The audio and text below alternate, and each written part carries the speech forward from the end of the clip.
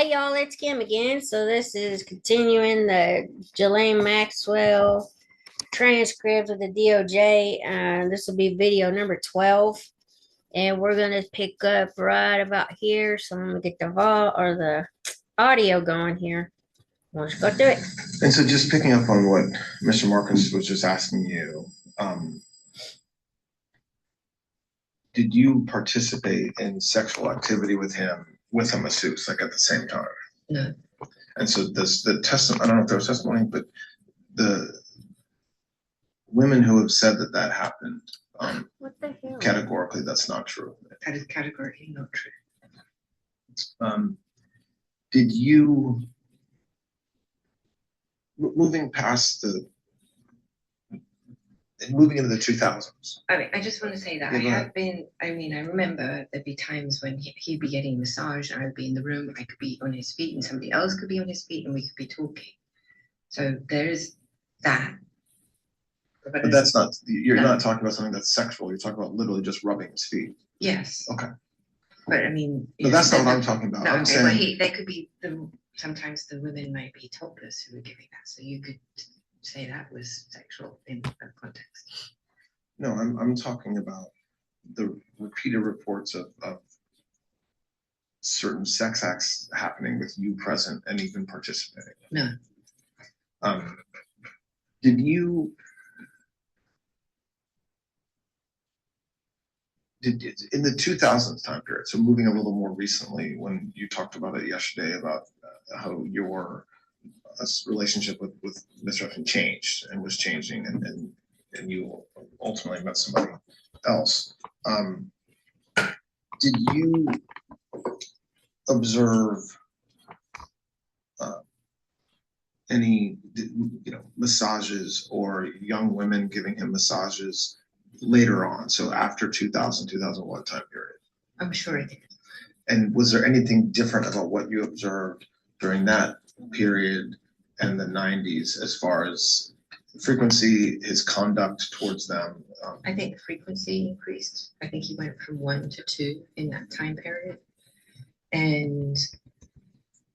But I did not see, I have no recollection of ever seeing a child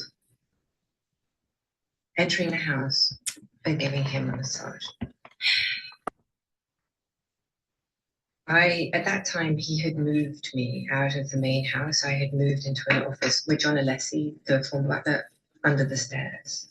So I had an office where I would be that was not part of the house. If I saw people, and I'm not saying I didn't see people come to give a massage, that wouldn't be true either, but if I saw someone, let's say, I don't remember ever seeing anybody that I would characterize as a child. Now, specifically, someone who accused me of seeing her at the time when she came, if I did see her, and I don't believe I did see her or meet her at all, but if she did, she was, as she's described herself now, was very mature and looked in her 20s. So could somebody have come that was more mature looking than the allegation of what she did look like with a photograph that was produced as evidence? Yes. I never recall at any time seeing what I would characterize as a child coming to give him a massage and going upstairs. Did I see people come? I absolutely did. I just didn't see children. I didn't see anybody I would think of as a child. And if I had seen a child, I'm not sure what I would have done. Did you, just talking, like coming out a little bit of just bigger picture, at the time that you were in his life, did he seem to you to be a sexual deviant or I don't know what the right way to describe it is. When you say to me, he was getting massages every single day, right? So young women were everywhere, multiple massages on some days, flew with the women to the island, to New York, Paris. There's always women, they're always rubbing him, giving him massages. I think it would be an understatement to say that that's not normal. I agree. um, we've all kind of been part of the Epstein story over the past several years, but you were there at the time. Okay. What was it like at the time? I mean, was he a creepy guy when it came to that sort of thing? Was he protective of how he looked publicly, image-wise? Like at the time, what was it like? I think if he had been creepy, like as you would define, and you would expect someone who was living that lifestyle to be creepy, I don't think the women would have been there. I don't think that they thought of him as creepy. And if they did, I never saw them behave like he was being weird. Was it a lot? Yes, it was, for sure. I found it overwhelming, and I couldn't understand why it was interesting, because to me, it's not interesting. But he, as he defined it, he found it invigorating. He liked being with younger people. And I'm not just younger people, I'm just saying because they gave him ideas and they were up to date on music. And yeah, but that's different. Like a masseuse coming every day. I'm just telling you what he was saying. Yeah. I mean, to me, I just found it a drag and difficult and annoying. Did you understand I wasn't the only person present? So this time in the 2000s, you're talking about other people like Sarah Cullen, who was around, who interfaced with him. I didn't have to. She was really interfacing with Epstein at this point in time in his life. She was running his. She was his assistant, and so I didn't have to. That's a fair point, but move beyond his assistants or the folks that work with him. What about his friends and the people that were associated with him? That it couldn't be. It doesn't. I don't understand how this is an after fact of Mr. Epstein. So once he's arrested in Florida, it becomes part of his story, and then later on, he's charged in the Southern District, and then here we are now in 2025. But he was a very successful, hardworking guy, and he had a lot of clients, and he flew with them on vacations and went to the island. It doesn't. I don't understand how he was able to hide this, what seems to me to be some sort of sexual fixation or issue from others. I don't think he did hide it. I think that's the answer, and I think that the people around him, myself included, yes, normalized his behavior on a number of fronts. One, I think because it was a because so many people saw it, of such a high caliber down that never seemed to think it would, well, if they thought it was strange, probably they never said it at the time. So it became sort of like it was his thing, right? He was always around with women. Now, I understand that it's very unattractive, especially in light of everything that we know today. But at the time, the only way I can sort of try and describe it is through Sex and the City, the movie, the show on telly, where that lifestyle is described on the TV show constantly. There are always these women around and men who like it, and a lot of the men that I know like women, and so maybe not as overtly as Epstein, but he was overt, not covert, except obviously in the context of the criminal behavior. So what we're discussing now, there's a difference between the criminal behavior and the non-criminal behavior. You don't like the lifestyle. I concur. I agree, especially now, and now that she's in jail, I own my side of that fence, that I was there and that I saw his behavior with women and didn't challenge him or do something. But I don't think back in the 90s or the 2000s, we've had a cultural shift. And the cultural shift, I think, is a very important part of the analysis here. Not because I'm trying to justify this, because I'm not, and I'm not trying to, and I'm not here to do the Poor Me program. So please don't misunderstand this. However, in the 2000s, when this behavior was going down, in the initial blush of the Palm Beach investigation, the women who brought the women who were underage, 17, 16, I believe, if my memory serves, were actually targets of the investigation and could have been charged with prostitution and trafficking. I wonder if trafficking was even a law.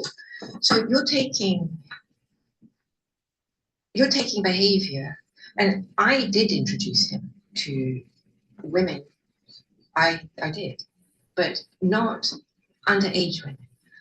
I understand that there are allegations. I have read them about myself going to schools. I can categorically tell you that I have never in my life Royal Palm Beach High School, I think.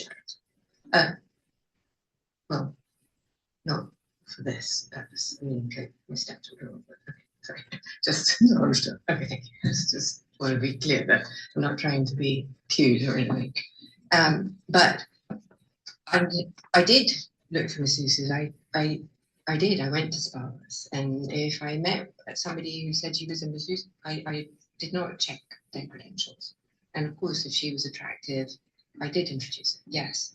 If I met friends who were interested, he was constantly asking me to meet new and interesting people. I did do that. At the time, I viewed it as, well, first of all, part of my job, I think, or part of my responsibility, if you were, to introduce, because it wasn't just women.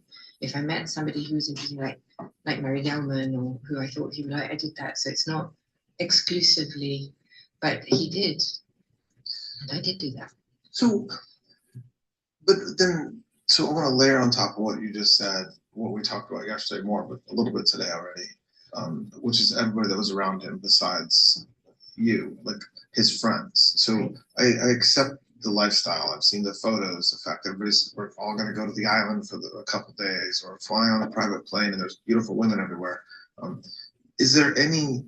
I mean, do you, as you sit here today, think that the people around him weren't also of the same place, where they were also getting massages, where there was sex going on during them, or things like that? And I'm obviously asking this because that's what everybody has said. And when you just described what it was like, the very next step from that is everybody's going to Vegas for the weekend, and so it seems kind of far-fetched to say that yes, that was his lifestyle, but then when he's taking groups of folks to the island, or groups of folks to New Mexico or whatever, that they're all going to church in the morning while he's getting a massage. I was there though, and yeah, and you're talking about very substantial people, and you are extrapolating because the narrative that started in, by the way, not until 2009 is when it really started. So that narrative that was created and then built upon and just mushroomed into what, basically this is like a Salem witch trial. People lost their minds for this thing. I understand that, but the issue is, how do you satisfy a mob who can't understand the lifestyle because it's like P. Diddy in Redux on TV with Clintons and Trump? I mean, it's bananas. And while some of it is real, he did do those things. I'm definitely not disputing that.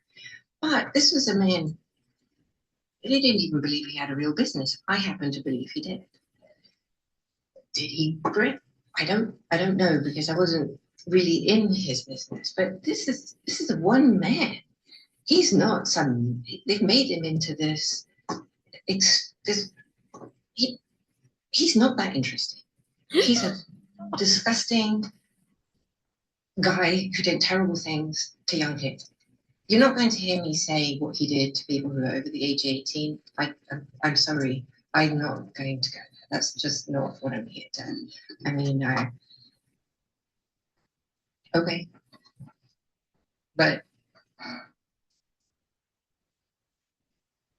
to suggest that Larry Summers or uh, Clinton would say, oh my gosh, this is like a guy, I'm going to get my body rubbed and have some sex. And men that went and had a massage and maybe did something sexual. The men. I wasn't in the room. I cannot tell you if that happened. And if it did, notice I never paid for that. Just so that okay, nobody ever said to me, oh, you know, we had sexual intercourse and plus if it was a three. I'll be like, okay, TMI. No, I'm not my business. You want to? It's just not. And I didn't want to know. So maybe there's that. But did I like think these guys were coming for that? I really don't. If you met Epstein, there is no way that this cast of characters, of which it's extraordinary, some who are in your cabinet, who you value as your co-workers and you know, would be with him if he was a creep or because they wanted sexual favors. A man wants sexual favors, he will find that. They didn't have to come to Epstein for that. Now, did some, I don't know. I wasn't there. I didn't see it. So